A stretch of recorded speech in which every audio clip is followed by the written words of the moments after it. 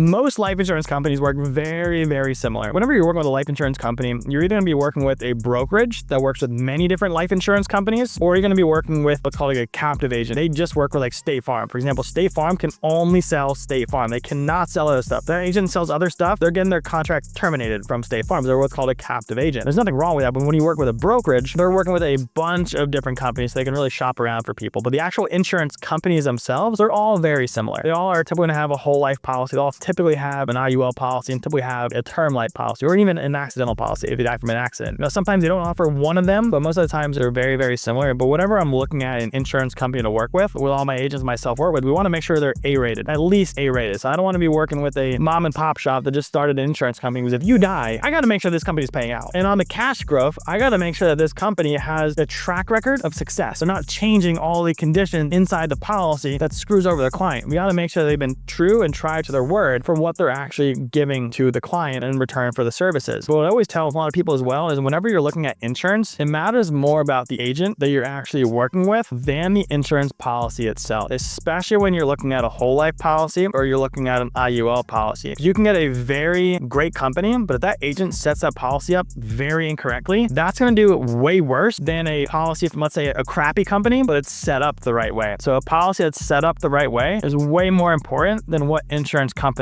you're actually working with.